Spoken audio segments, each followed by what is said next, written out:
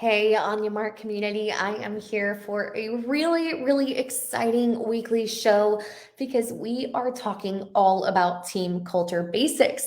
Now, it may not seem that this topic is really important and it's one of those more frou-frou topics, but I'm here to tell you as our team of 7 employees and even more contractors continues to grow, culture is essential to have in your company. So, hey, I'm Ashley Monk and I am on the mic today. And so I hope that you are ready for our weekly live show. On your mark, get set, and watch. All right, everyone. So here's the deal. Culture is kind of one of those things that, may seem a little bit not woo woo, but a little fluffy. Because of course, when it comes to building a business, if you're building a burger, right? I love BYOB parties, okay? Right. Build your own burger. Yes, not bring your own beer. But all that to say, I love burgers. And when I think about your business, I think a lot of times we've got to put on the bun. That's kind of the foundation. And then that's kind of getting all of your ducks in a row. And then you've got your meat and your patties that are getting put on there that are really the services and the products that you provide and the overall experience. And then, of course, you've got to have a way to deliver that burger. And that's kind of where you go to get it made, right? But all that to say, to forgive my terrible analogy, I think a lot of times that we think about culture as almost like the pickles or the extra stuff, right? But I would say that your team culture is really like the ketchup and mustard. It's the glue and it's that secret sauce or Thousand Island dressing, whatever that secret sauce is for you. Your team culture is that glue that holds everything together. And as you grow, it is essential to maintain that culture at all costs. And here's why. At the end of the day, there's a book that I've read and I'm reading it again and it's so great and it's called First Break All the Rules, and it talks about the most effective managers and the most effective companies, and the companies that are consistently the most profitable, the most efficient, the most productive, and the best around overall have one thing in common. They have a strong culture that comes from strong managers. And if you look at the end of the day, sure, when you compare employee compensation packages, benefits, perks and discounts, and on-site massage chairs or daycare for your kids on site, at the end of the day, those are really nice perks. But for most people, when it comes to their role, they're just really kind of high-level stuff that's a nice to have. But what's essential to have is a culture that your employees know what is expected of them, that they know that their opinions count and that their opinions matter, that they know that they have friends at work and they have community and they find connection there, that they know that they are doing a good job and they're being encouraged, and that they have a chance to do what they do best every day. And I'm here to tell you that these basics, though they may seem like they're an add-on item like pickles or anything else, they are the glue, like the ketchup that you want to have on that perfect burger, okay? Because at the end of the day, culture sets the tone for everything else. And I've heard it from so many mentors and coaches that you hire and fire based on culture. Everything else, competency issues, they can be taught. But at the end of the day, what is going to be essential for your company to be able to thrive and to be able to perform at the level and its maximum capability and to reach its full potential is by having a strong culture. And so I know, for instance, within our culture, what's unique about us and why our agency has been able to be so successful is not because we're all marketers. It's not because we all went to school and got an MBA in marketing. It's not because we are all the most elite at what we do. It is because we've created a culture where we work very hard, where we support one another, and where we would go above and beyond to help one another, whether it means staying late or coming early, answering questions or explaining the same thing over and over and over again.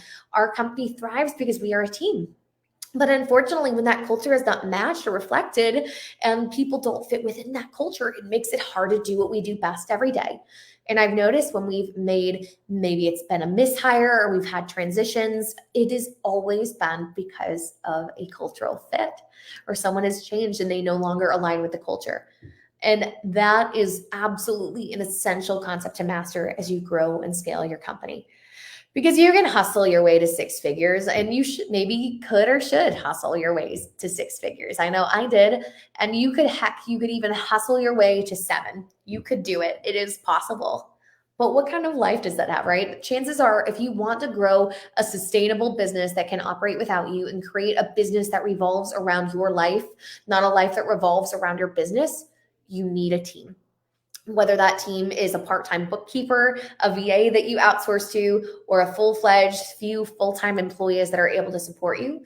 If you have a business that you want to be manageable without your direct involvement, you have to have a team, period. Because otherwise it's just you. Okay. That is one of the most essential concepts to master. And guess what? If you want that and you want a business that revolves around your life and on your own terms, then you need people that are going to help support that mission and vision to help you get there. And that comes from having a team, and teams do not thrive without culture. Whether you're remote, whether you're in office like us, it is essential to be able to define and have those core components. It cannot just be treated like the random toppings on your pizza, like pineapple that you may or may not get. It's got to be treated like the backbone and the glue that it is. So that being said, what are the things that you need to look for? If you know that culture is important, right? What are the basics that you need to know when it comes to culture? So, and what I want you to do is really think about this for a second.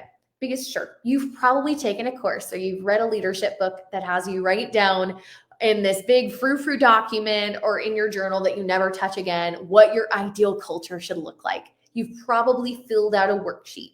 But at the end of the day, I want you to kind of toss those ideas to the side for now, because what I want you to do is to implement and really define what your culture is in a way that's going to create lasting change, not just filling out or completing an exercise for the sake of completing it. And so when I ask you these questions, I want you to really think about them. I want you to journal about them. I don't want this to be an overnight issue that you do one worksheet and you say, it's done, I've narrowed down my culture. This is going to take time and constant refinement. So in order to set this culture and in order to really define what it is, instead of filling out a worksheet, I want you to journal the answers to a few of these questions. Number one, what are the core values that determine every decision I make in my business? What are those core values? And if you're having trouble thinking about them, I want you to think about what's important to you or what makes you angry, right? What are things that, they maybe annoy you, but what are things that make you angry and that you resonate on? Maybe it's the fact that you work harder than everyone else and you can't stand it in past jobs that you've worked at when people would leave early and you're pulling all the weight for 3 people and no one else is working in or showing up early and leaving late. I know that's one of our core values is showing up early, be the first one there and the last one out, right? Which doesn't communicate literally being always the first one to the office, but the motto and the behavior that we try to drive home with that is that we do what it takes to get the job done with integrity. And we work and make sure that everyone is supported until that happens. Maybe when it comes to behaviors or things that annoy you or really, really get under your skin, it's when people say they do something and then they don't. Whether it's small or big, right? Whether it's, oh yeah, I'll grab that for you, and they say that and they don't.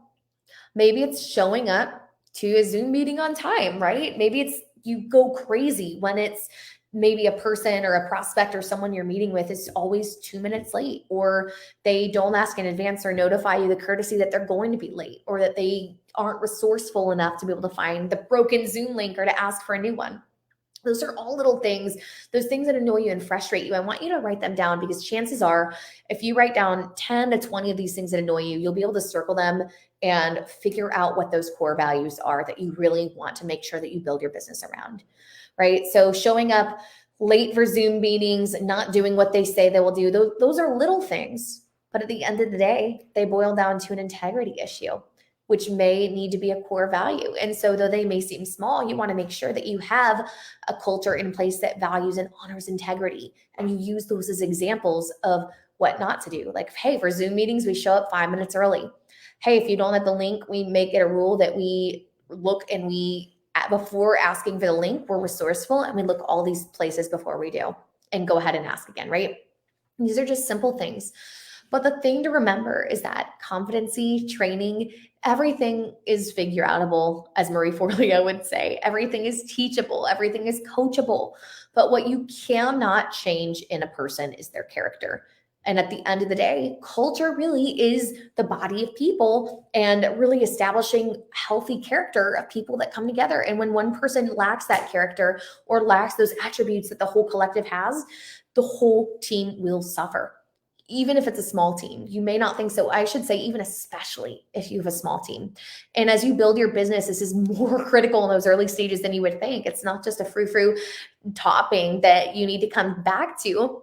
This item, I use the analogy of I have an Alaskan Malamute. I love that dog. And if you haven't heard of an Alaskan Malamute, it is a way bigger, way fluffier version of a husky that is used for pulling cargo in Alaska and in really cold parts of the world.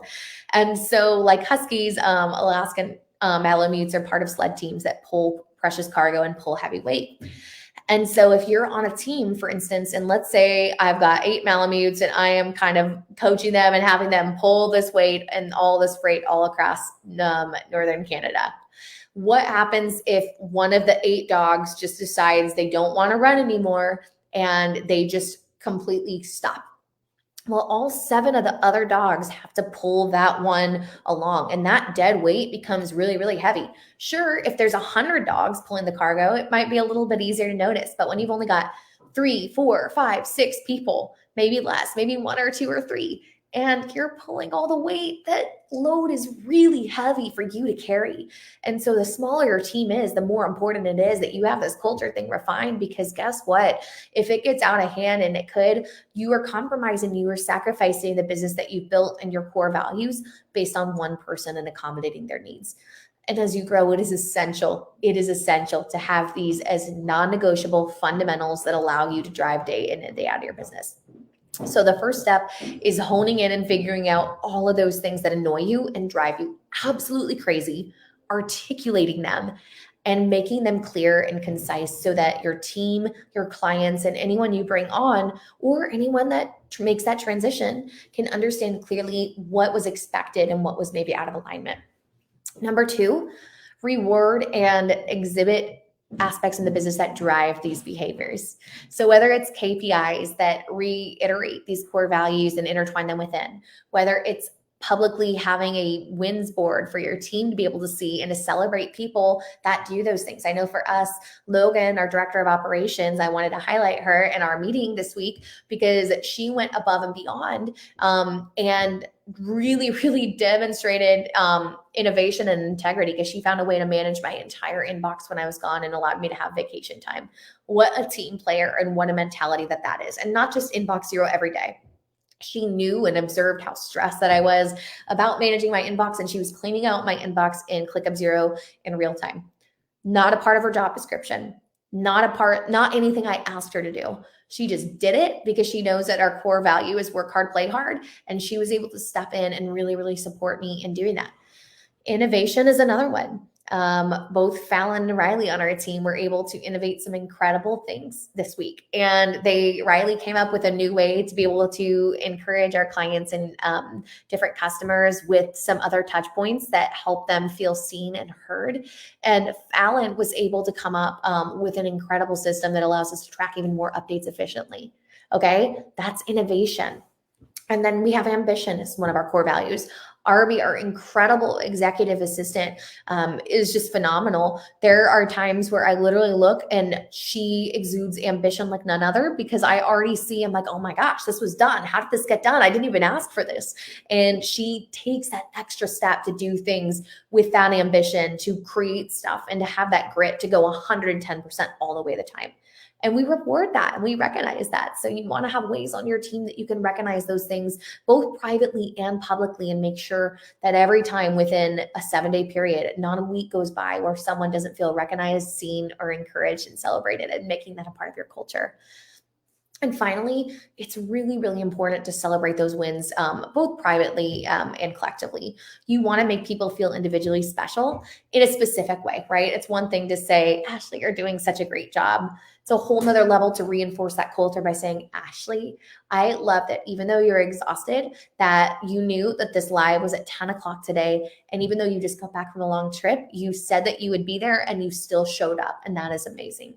Those are the kind of conversations that you want to have on a one-to-one level so that people can see and you can reward that behavior. You can acknowledge it so that they know what they did well, not just that they did well, and that they continue to do it over and over and over again. It also makes it a lot easier to give constructive feedback and to coach toward those behaviors that you want to embody. But overall, my friends, culture is just absolutely critical. I can't stress enough the value of culture and how, when it's there, our team thrives, and how, when we have peaks and valleys and ebbs and flows, and we have people that maybe are out of alignment, how much stress and how much pressure that can put on the end of the organization. So at the end of the day, I want you to go through and really, really think about, number one, what are the behaviors that drive me absolutely nuts? What do I hate? What is not our culture? And number two, what are those core values breaking? So if people are late to meetings, if people are not doing what they say they would do, what core value does that go back to? Number three, what are your core values? What are those things that you really want to reiterate within your organization and make top priorities? And number four, how can you make sure that everyone is clearly understanding of what they are and how they are or are not in alignment with those core values? All right, Onya community, I hope that this was helpful, because I know, and I can tell you firsthand, that the culture of our team has directly contributed to so much growth and so many of the victories and wins that we've had as an organization. So be encouraged. Take the time that it takes to not just have this, listen to this episode and let it go in one ear and out the other. Take the time to journal and really think through what it is that you want to craft. You are the potter in your business, and you have all of this clay to mold and shape into exactly what you want it to be. And so know that it is a process to make that exact mold and exactly what you want. But give yourself the freedom and the time and the space to be able to shape it accordingly. And know that if you do, you'll be setting yourself up for the trajectory and the future of your business, not just the short squeeze. All right. That's all I've got for you today. Thank you so much for tuning in, and I'll see you next week on our weekly live show.